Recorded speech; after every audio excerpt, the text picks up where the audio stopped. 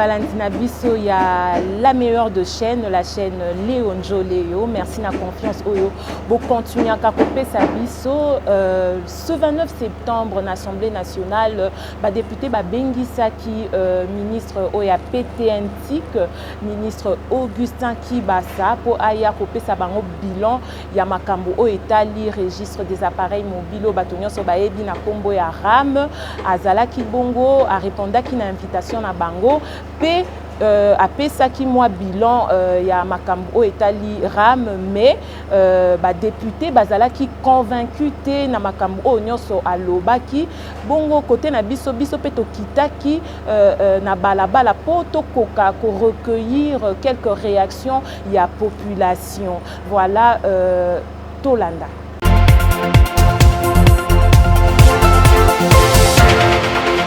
Et le cas du bosso na la que na pile nanga mon pilo je vous ai téléphone à batouche ya muke ya litel parce que na landa ministre jour azaki na interpellé na assemblée nationale na mega ko landa ye ko zo ta mingi pona ko landa ye mais a convaincre nga kate pona nini alobi atangi ba chiffre belé wana o ya ba à partir ya baram a recenser ceux qui ba 25 000 banini oyo tanga wana c'est que téléphone ngapé ils a déjà na compte aram mais et le comment que se déranger quand ils ont il faut aller biso nanu et c'est combien des unités pour système aram wana ici là pour chaque jour ce kanga na 100 000 lelo crédit bakati. Na cause atana 500 francs na somba crédit. Il y a 500 francs ils ont 22 unités. Il y a 17 unités. Ceux qui 5 unités na obenga na solo nini. Na solo leote.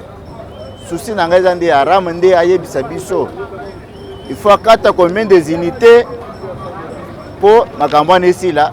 To futa to sela na yepe akata ya okata biso souci. Tozo zela ka ba réponse da yo ba PC da 5 da 48 heures aya répondre.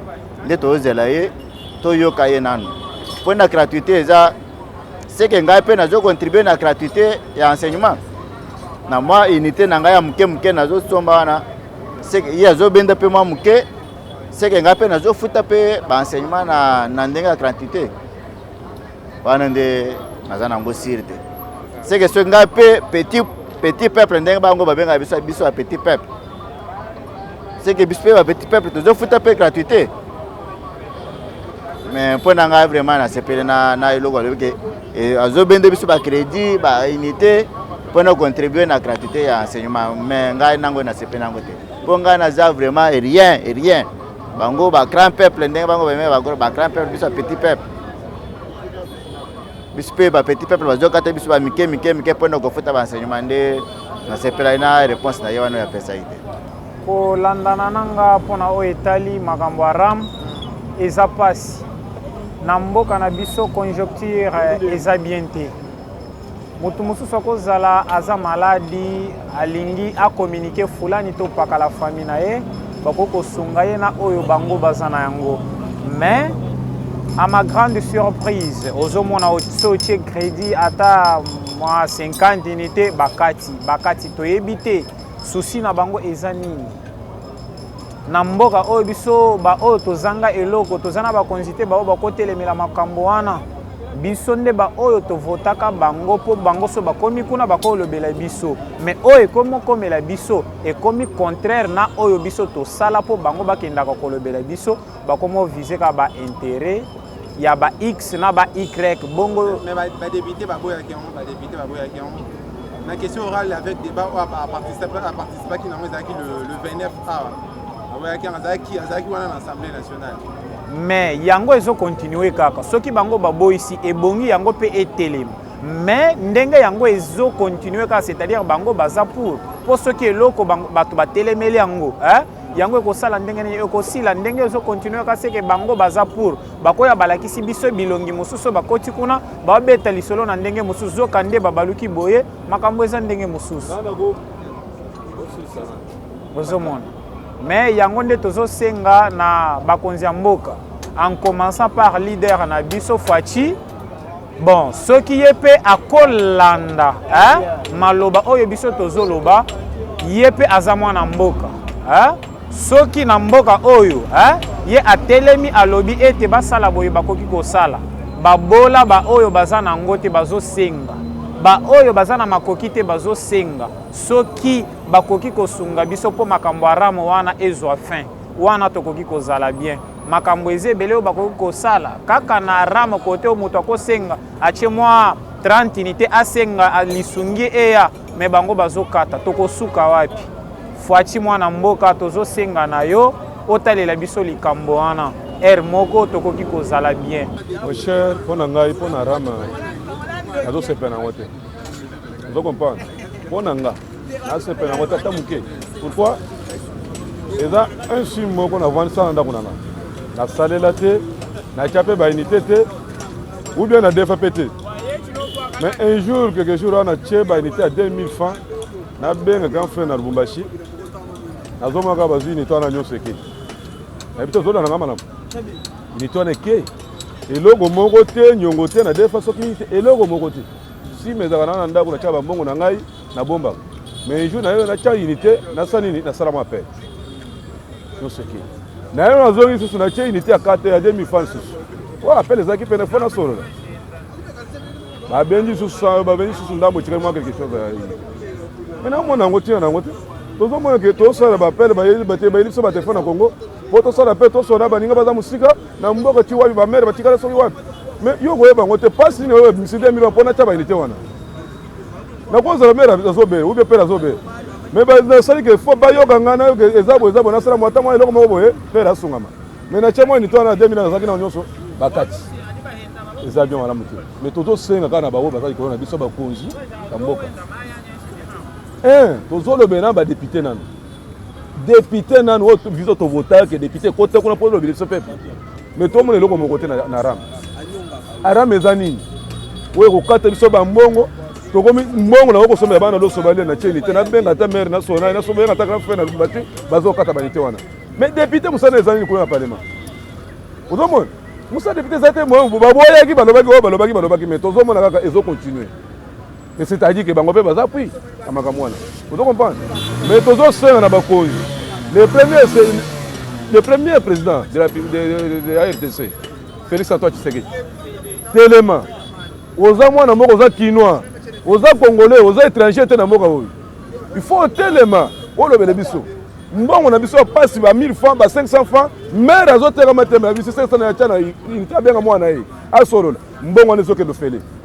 Arame uchu wapi to bien moi. Mais c'est problème c'est ça. Il faut yemo kona no atelema nanu, atelema le peuple azoloba, lokola kana za peuple comme peuple congolais. Il faut atelema yango. Que natiboye lokoyi ekolunga soko sepe. Eza que to le président na mboga, mais makambo bezo sala biso to taka na simango. Non. Faut to tombo to bisaye. Kwa makambo so sala mepe azo bango te mais ezo sala na saseme. Biso siko peuple neto loba liboso na yo. Fati telema. Lobel kamara melungwa. Biso pe to vivre malamu. Social o bana ko senga social to zo mona yo social zo ko to so bambongo. Kole pe amalongo to bomba tama 5000 na 4000 te bazo 4 mais na koleni social ngo ndeni social za na lata ne azabo na za monta na zo combien na sepel makasi quand même mais message comme et pas chef de l'état allo bele biso pour le Cambo bon neti pona ngai dossier à ram et les que la biso to zo baté ram ango eza ram ya Thomson o ram ya nini po à chaque fois ba okata crédit tara bato bazanga mao ya ba bilo musuna ko boma na ko loba ona media te po eza media na media ba finga raté bon tozo pesa c'est lo ba avi na ngai lelo mo uto zala awa so my god donc na omona ba ka ba ndenge moko po my god on yaki awa jusqu'à l'heure tout monde ba consulter et puis dossier à ram soki ram ta on lo bana ba autorité bazoyoka eloko mususu ava bosala ona mboka ba informana no peuple o bino bozokam ote eloko moko koya to bana ko kata bosoche par exemple ata 50 unités to kozwa 10 soche 100 to 20 soche 30 to zibo na bo bino bo informer bato te to momona rara me romo kata bato ba crédit Donc eloko wana biso neti mpo na ngai majorité tolobelaka mpe badepute mpo badepute biso nde totinda bango kuna ndako wana babenga yango ndako ya badepute te ezalaka palais du peuple donc eza ndako na biso peuple eloko ya rame wana tolingi yango te mpo rame wana biso tozobénéficie na eloko ata moko te mpo ntango toolela rama mama tootala premier citoyen na mboka eza nani c'est le président de la république papa bana no bango ye balobi rame wana tolingi yango te mpo tobénéficie na eloko ata moko te na rame epuis ya kokamwa jour wana na defi crédit yaya kodefaka na wadefa boye rame suite na oza na urgence na butu moya osomba crédit eza to defi rame suite donc mpo na ngai ngai naza peuple naolobela na kaka bato mosusu te peut-être bato mosusu bakomona rame wana esepelisa bango mais atake ngai peuple mpo ntango baotanga peuple ngai mpe na wadi nombre eloko ya rame wana vraiment na 26 provinces oyo ezocomposé république démocratique du Congo tolingi eloko ya rame wana te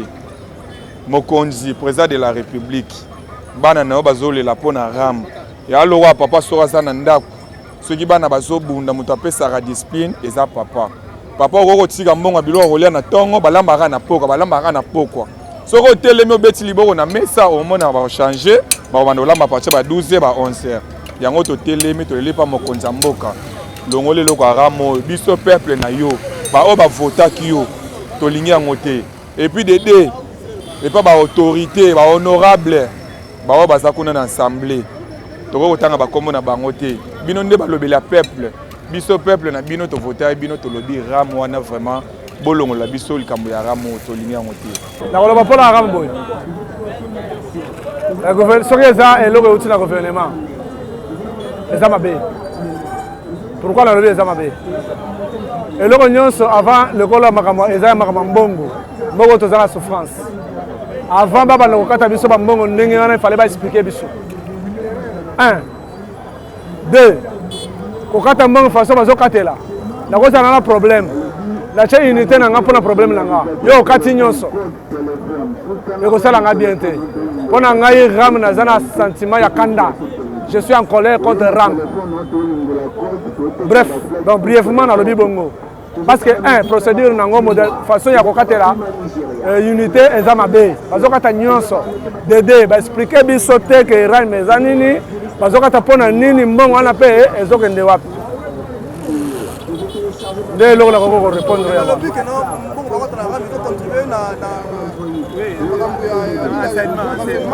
bayebisaki nani makambo ya gratuité fale ute epa na biso moko cela veut dire kwa eza gratuité te soki mbongo ya gratuité ezouta epa na biso bato oyo toza na bana tozotinda bango ekole batanga ofele eke mbongo wana bozokata biso na ndenge ya rame ozomona teke gratuité eza te cela veut dire tozofuta yango na ndenge moko boye moto arépondre likambo ya gratuité wana aza na mutu te bolimisanga mpona qualification aza na mutu te mpona nini bobengi yango gratuité cela veut dire tozotinda bana na classe bakotanga ofele mais bino bozolobake rame wana bazokata biso peuple mpona gratuité donc tozofuta classe ya bana akokaki korépondre bongo te tosepeli mpe nango te non concernant rame mpona ngai ezali malamu mais mode d'utilisation oyo bazweli yango nde ezalaki mabe puisque avant bamettre yango en exécution il fallait d'avoir koinformer population kotalisa bango avantage na désavantage ya rame c'est par là balingaki komettre yango en exécution mais bango bakei na lombangu nde omoni bato ebele baapprécie yango na ndenge moko boye bamosusu bazokritike bamosusu bazomona yango malamu pour moi c'est normal puisque dans des pays normaux rame eza taxe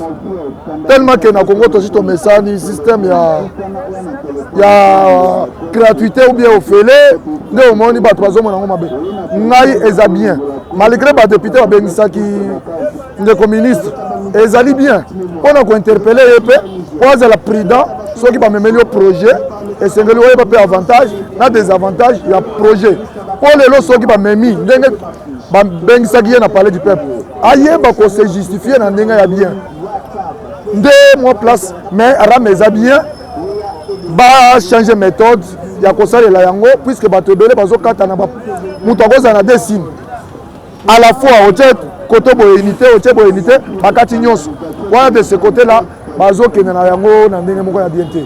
De deuxième chose bakamata mbongo wana eyebana mpe destination yango ekotaka na trésor public ou bien ekendaka wapi bafaire comprendre population eyeba tokosadapte mpe tokoshabitue na mode ya Aram puisque ezoaide biso d'abord na koyeba korepere banimero email na biso koyeba batelefone originaux na batelefone oyo ezali pirate et en plus soki ezali mpe na bato oyo bazali bato ya mabe à partir ya Aram ye moye barattrape mpe bango mpe lisusu ezali malamu mingi ministre azwa temps ya kofaire comprendre la population utilisation ya Aram mpe avantage na yango nde malopuna na koloba yango makambo wana peut-être monoko na ye betaki libaku baye bazoloba ke ministre alobaki ke ezocontribue na gratuité de l'enseignement ça c'est faux à archi faux alobaki bien en français alobi bauniversité oyo ezali koutilize wifi nde place makambo ya enseignement ekotaki ce n'est pas dit que ezalaki makambo ya ke mbongo ya Aram ezocontribue na gratuité de l'enseignement soki balobi gratuité de l'enseignement ezali constitutionnel totika komélange te puisque EPST na ministère ya PTNTIC ce sont les deux ministères différents totika komélange congolais bozala na temps ya koyoka information komaîtriser mpe kosala yango baanalyse kitoko ozwa kaka papier levé oyoki kaka oyo bato nyonso bazoloba okomi propage yango na population surtout bino bamédia bozwaka ntan ya koinforme population mpe koéclaircir kofaire comprendre la population au clair ndenge makambo eza kolobama puisque ebele bamédia lelo tozomona komi kaka système à la place bopesa bato information normale bino bokomi okende na système moko boye eza kitoko mingi te. Bon, merci natondi obotondi mpona motuna na yo parce que likambo ya Aram ezotungisa biso nyonso bakongolais mais en bref nakoloba kopeye Aram na mwani yango lisumu te mais motuna nakozongisela mpe mwana mboka ministre Kibasa eza que apesa biso modalité comment payer le Aram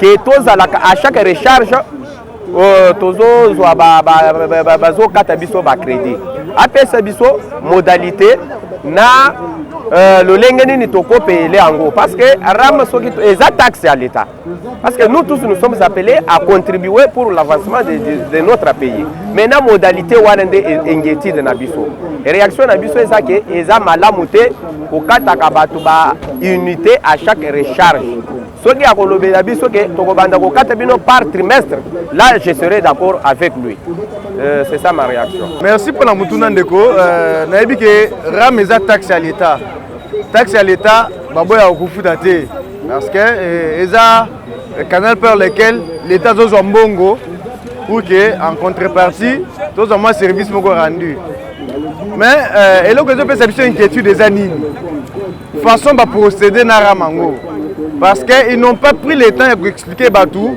ce que c'est Aram eza nini avantage nango eza nini ndenge nini baprocéder pour na crédit to mbongo oyo il faut tofuta pour na Aram et en contrepartie musala nini l'État kosala pour que population se retrouve na taxe oyo afuti c'est ça le problème ambiguïté eza wapi service à communication et à ministère à PTNTIC et bi ko communiquer te parce que la population souffre de quoi et donc souffrir na makambo oyo bango bazangi comment est-ce que expliquer population likambo boté na nzela ou bien na liboso na bango bamonika mbala moko bande okata bango crédit balobi ti bale misuka suka ba député ba koti likambo parce que bazape ba élu du peuple ce peuple a bandi à l'éli il faut député au mutu population atana musala asala nini abenga l'intéressé pour ka tuna ye alors souci na biso ezani population est contre kofuta taxe te population est contre manière de procéder pour kofuta taxe sango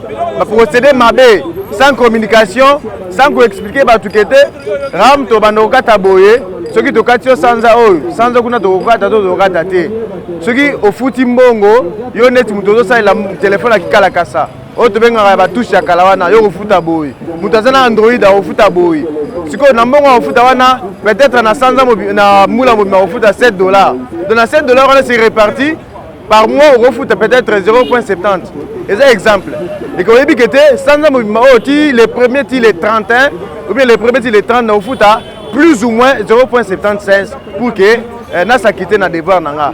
Voilà au moins l'ambiguïté totale dans l'Ikamaram. Alors, de ces pelindenge, député, ministre, et que, Maramo à lobby, nous ne sommes pas satisfaits. Nous ne sommes pas satisfaits. Il faut, la population, ceux qui ont moni musala muta sali ACP la abeta maboko. Ce n'est pas dans le sens que au salika pona yo oza ministre, yo oza autorité, tu es là pour la population, tu n'es pas là pour toi-même ni pour ta famille politique. Donc les gens qui corriger. Nous ne sommes pas contre la taxe, mais nous sommes contre la manière où le ministre a tiré en jeu ou bien a tiré dans musala pour que basale la rame. Donc ceux qui vont modifier et que balongoli makambo zo mona lokola ki moyibi parce que ça apparaît comme du vol.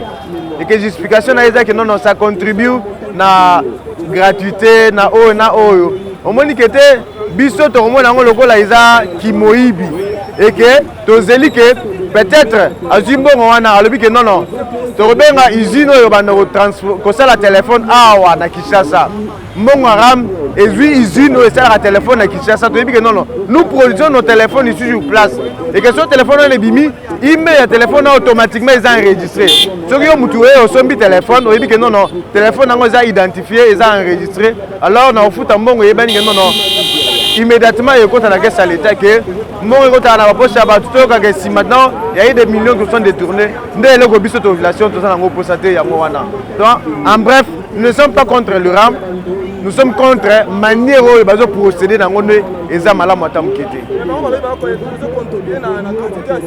Non, c'est pas ça l'objectif. Batika biloko wana c'est pas ça l'objectif. Ce total il paie bien et ils ont contribué parce que gratuité enseignement ils ont budget ils ont voté dans l'Assemblée nationale pour la gratuité enseignement. Ils ont ramté. Rameza pour la maramusu ils ont autobenga détournement parce que ceux zimbon ko ça nango le monsieur que ça nango le détournement. Alors ça c'est libre c'est il a détourné. Donc sa place n'est pas au gouvernement. Donc le ministre doit comprendre que la population n'est plus dupe. Ils ne sont plus une population du pays, non. Ils doivent travailler dans le cadre de la quotidien de la population parce qu'ils travaillent mieux. Mais ceux qui ont sali Mabé, nous ne serons pas d'accord avec lui, nous serons obligés de faire pression à les députés, comme tout ça à place pour que la population, l'hôpital ministre Ati Kamaramazo Salawana, il ne communique pas. Il ne communique pas assez. Donc s'il communique au moins, à expliquer au moins à la population, c'est que la population doit retenir Naram et aux Amalam. Mais ceux qui ont sali Maramoko, Biso Tozo, les laïcs avant dans bureau climatisé et aux Amalam, ils doivent au moins à la population Zoluka. Ce que nous voulons, c'est la transparence. Ce que nous voulons, c'est la droiture. Nous sommes dans un état de droit.